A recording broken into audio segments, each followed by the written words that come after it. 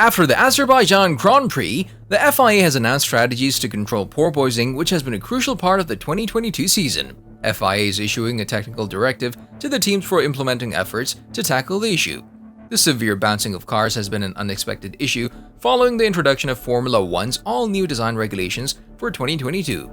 With Mercedes one of the teams worst impacted, Mercedes star George Russell has welcomed the FIA's decision to tackle porpoising after his teammate Lewis Hamilton struggled with severe back pain at the Azerbaijan Grand Prix. Hamilton's injury largely came about due to his Mercedes W13's porpoising. The likes of Ferrari's Carlos Sainz, Mercedes' George Russell, AlphaTauri's Pierre Gasly, and McLaren's Daniel Ricciardo have all highlighted their fears over the possible long-term health impact of the extreme bouncing could have on their bodies over the coming seasons. The FIA statement said after the 8th round of this year's Formula One World Championship, during which the phenomenon of aerodynamic oscillations, porpoises, of the new generation of Formula One cars was witnessed, and the impact of this during and after the race on the physical condition of the drivers is visible again. The FIA, as the sport's governing body, has decided that in the interest of safety, it's necessary to intervene to ask teams to make the necessary adjustments to reduce or eliminate this phenomenon. The FIA has not confirmed when the rules will be implemented, as the announcement was made 24 hours before Friday's opening practice session at the 9th Grand Prix of the season in Montreal, Canada. The technical directive issued will force teams struggling with porpoising to change the setup of their car to protect their drivers, with a limit on the level of vertical oscillations being introduced. The Mercedes drivers have been at the forefront of criticism of the problems caused by the aggressive ride, and while they certainly have been making sure their concerns are very public, there's no question that they're real. But the route the FIA has taken to tackle the problem by limiting how savage the vertical oscillations can be is not a good outcome for the team and could mean more bad news for the performance of the Mercedes W13. FIA has decided to intervene following consultation with its doctors in the interest of the safety of the drivers, the FIA wrote in a statement.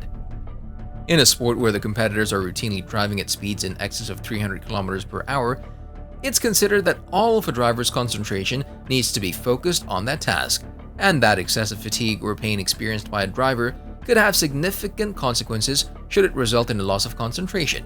In addition, the FIA has concerns in relation to the immediate physical impact on the health of the drivers, a number of whom have reported back pain following recent events. Although it sounds incredibly complex to monitor and police, this has been necessary to protect competitors from themselves, given the choice of lap time or physical discomfort.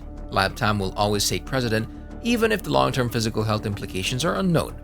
It'll probably have an impact on the competitive order. It may even increase Red Bull's advantage, but this is a brave, decisive move from the governing body. Let's hope it can keep control of the immense complexities which look set to follow. However, Red Bull team principal Christian Horner questioned the authenticity of Mercedes' complaints in Baku, claiming the Silver Arrows were trying to force a change in regulations that would help them close the gap on their rivals following a hugely disappointing start to the campaign.